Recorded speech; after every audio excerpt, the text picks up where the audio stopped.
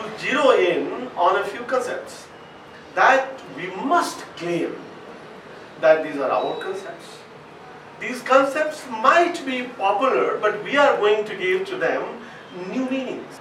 Either the continuing concepts will have new meanings that are in tune with the interests of the whole world on the one hand, or we will create another concepts, let's call them meta concepts. The concepts which are new and which are not based on hatred. It is in that drive, it is that in that search or endeavor that we have to move forward. Because critiquing is not enough. Till now, academia, the theorists mostly who have been trained in the European traditions, their job is to invent a conflict where there is none. Repeat. Invent a conflict where there is none and bypass the conflict where there is real one. We have to reverse it. We have to cement a conflict where there is one. But we don't have to create a conflict where there is none. Without reversing this theoretical perspective of creating conflict where there is none, we cannot prove the superiority or universal acceptance. It would be better to call it universal acceptance of what we want to discover from our own Bharatvarshiya tradition. In that context, I am proposing a few concepts. These concepts need to be given new meanings. For example, till now, theoretically, in the Marxian tradition, or in the earlier Christian tradition, or the Islamic tradition, or let's call it Eurocentric traditions, the rich are considered responsible for the poverty of those who are not rich. Rich are considered responsible for the poverty of those who are not rich. We have to reverse it. The rich will have to share their technique of earning wealth on the one hand, and on the other they have to also share to the extent possible the wealth that they have generated with others who are deserving. The others who are deserving. Similarly, poverty can be eliminated with the help of better policies. And in this part of the world, before mid-18th century, there was nobody poor in the sense we call people poor today. We didn't have poor people. They didn't die out of hunger. There were no famines in this part. So we need to differentiate between poverty and inequality. Inequality is something which is inherent. Our 5 fingers are not the same. Men and women would have inherent, unique sets of assets and interests, rather than bulldozing them to be equal. That is why the command economy or the communist economy equalizes people in one thing. They tend to make everybody poor because they do not acknowledge inequality. So we have to first accept inequality as per our own traditions, on the one hand. And on the other, we have to address poverty. When we say we address poverty, we do not hold the rich for the estate of poverty of the poor people. No. We are going to inspire those who are poor to get out of the trap of poverty by not blaming the rich, but by making efforts to become better, to get out of that mode. For that, we need to move to another set of concepts. Do you want to be self-dependent? As we had our village system, the panchayat system, were the owners of the property. Our schools and universities were not run by the government. They were run by the community, by the villagers. The government did not dictate them. Did not dictate them at all. So do we want to be self-dependent or we want to be government-dependent? Today you see, for every damn thing people will come on the roads. We are without jobs. The pipeline is not functioning well. A particular river is not up to mark in terms of the quality of water. Is the government responsible for all this? Do you want to allow government to enter your bedroom? Do you want to allow government to make all the policies for you? Or do you want to lead your independent life and limit the government to governance, or you want to be government dependent. These are two sets of concepts. Poverty and inequality on the one hand, self-dependent versus government dependent on the other. Similarly, we need to develop, as opposed to sectional theories, exclusive theories of looking at human society or the society or the universe, to an integrated theory of human behavior or integrated theory of social science. It is in this direction that this seminal work of Dr. Adhikari, that is Sahidayata Siddhant, comes very, very handy. And it is not for nothing that he has been acknowledged as the only theorist from Asia and to be included in the International Encyclopedia of Communication Theory and Philosophy. But we don't need to be content with that. We need to move ahead. We need to have much more concepts, because any problem can be dealt first mentally, first intellectually. Only then the problem has to be dealt with on the ground. This means that the elite of the society, the intellectuals of the society, need to take the problems of the society head on. Today, what do you mean by a professor? A professor is something who doesn't say anything that cannot be accepted. Come on! In that sense, you are worse than your own shoes. At least the shoes that you buy within a month or so, the shoes adjust to the requirements of your legs, isn't it? But you find a professor claiming with pride, come on, you have become an opportunist. I have not changed my views over the last 50 years. Are you a professor? Or are you a pen drive? A pen drive is better than a professor. Most of the professors in this part of the world are worse than pen drives. At least pen drives will accept new data. Professors are not ready to accept new data. Professors are anything but professors. They do anything but professing. We have to take this kind of mindset head on, because they are the poor professors are victims of mental slavery. They are colonized minds. A mind that is colonized, or I would like to say the mental slavery, is worse than any kind of slavery. Physical slavery, economic slavery, cultural slavery, political slavery. You can fight all these kinds of slaveries. You cannot fight mental slavery. It is in this direction that this Jaro Kilo Pratishthan and this movement will have to work very hard. Will have to include other parts of the globe, and by nature they cannot limit themselves to Nepal or India. The moment you accept this theory of Vasudhaiva Kutumbakam, the moment you accept Ekosad Vipra Bahudha Vadanti, the moment you accept Vanaspataya Santi, Prathihi Shanti, you are bound to move beyond your dame. You cannot be limited.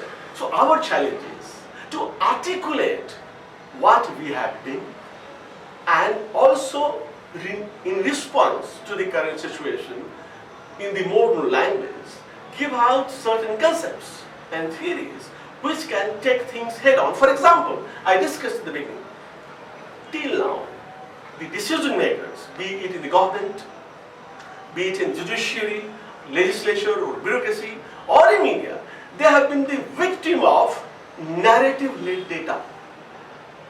What do we mean by narrative-led data? I decide that Professor Adhikari is a bad man. And then I start collecting some information that proves him that he is bad. And then I pick up a bits of information about him. Can any human being be perfect?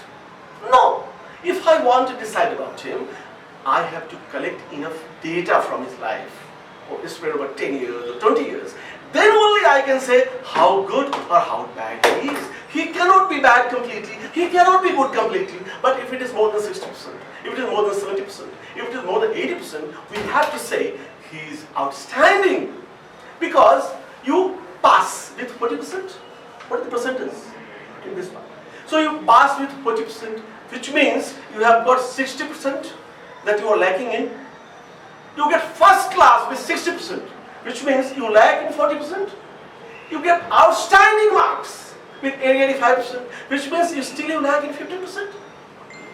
That needs to be factored in our policy. We have been bred academically, theoretically, through our colleges and universities into yes or no's, black and white. Life is full of grays. And our Sanatan thinking, Bharatvarshi thinking, is not about black and white.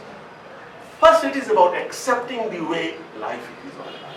And then, it is about theorizing on the grays without making distinction between whether you are an Indian or not, whether you are a Hindu or not, whether you follow this principle or that principle. It is in this context that we have to give new meanings to the earlier concepts. For example, the Western concept was about man versus nature. Sorry, we are about man and nature. You are about man versus nature. We are about man and nature. We are giving new meaning to it as compared to the dominant thinking. You are about rich versus poor. You are holding the rich responsible for the state of the poor. We are about rich and poor. We are about rich and poor, where the rich has the responsibility of living or uplifting the life of the poor. So it is not about creating one against the other. Similarly, what is feminism? Feminism is about making man and woman equal. Sorry, they cannot be equal. A man cannot impregnate and give birth to a child. Is that equality? No, it is not. Man and woman have got certain innate qualities. Call it qualities. Call it gun. Call it dharma. And then make a level playing field both for men and women. You have technology to facilitate men and women to compete with each other. But holding men responsible for everything that happens to women is actually creating man versus women. If you create man versus women, in that case, you are creating rift in the family itself.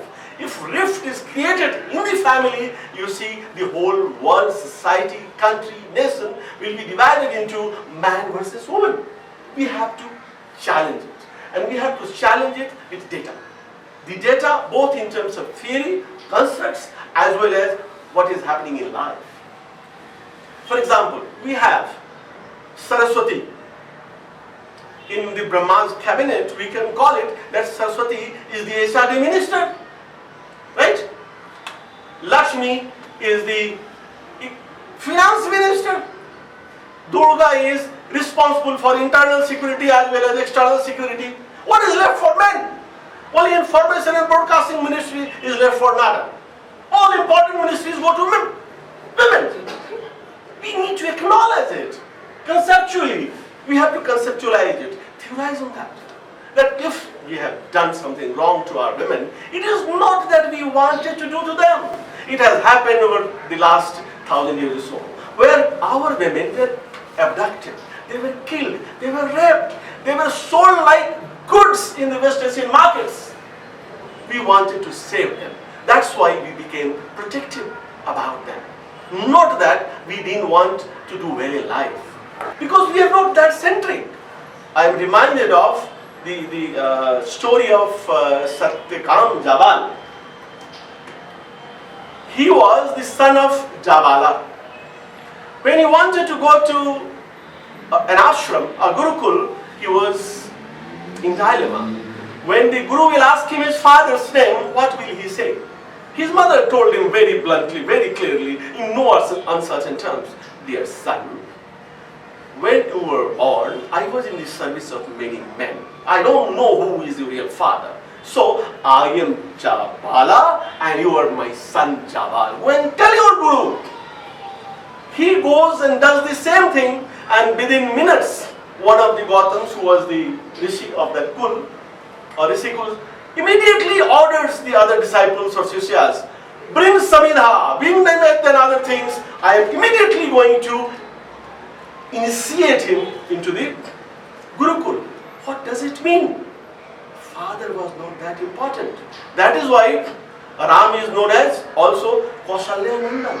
And Kausalya Nandan is much more popular than Dasarath Nandan. Isn't it? Ram is also known as Sitapati. When you do bhajan, you also say Jai Sita, Jai Siya Ram. Siya comes first, Ram comes later. Isn't it? Sri Krishna is also known as what? Yashoda Nandan. Isn't it? We need to derive inspiration as well as facts from the theories and the other concepts that have to put together to construct it as mega concepts or theories. I'll request now Dr. Upadhyay to come up with certain concepts that he wants that they should be given new meanings or absolutely new concepts. For example, in my first part of the discussion, I said we have to be very aware about two mega concepts or meta concepts. Data-led narratives versus narrative-led data. It's absolutely new. What he has given this Sahidayata Siddhant. That Sahidayata Siddhant encompasses economy, polity, culture, dharma, every aspect of life is included in the Sahidayata Siddhant. He has derived it from our Vedic traditions. And the basic concepts have been discussed in Bharat Muni's Natyashastra and wonderfully, exponentially explained in Abhinav by Abhinav Gupta. But no tradition of knowledge stops. We have to take it further. And it is with this endeavor, with this spirit and tradition that we are trying to take the tradition, seeking of knowledge tradition to greater heights rather than feeling ashamed of our past. We are going to reinvent it. We are going to re-establish it. And we are also going to trace the colonial thinking that has been imposed on us. Yes, video like, comment and share गर्न नबिर्सिनुहोला। फेरि यस्तै रोचक भिडियोहरू हेर्नका लागि yes च्यानललाई subscribe गरेर घण्टी बजाइदिनुहोला।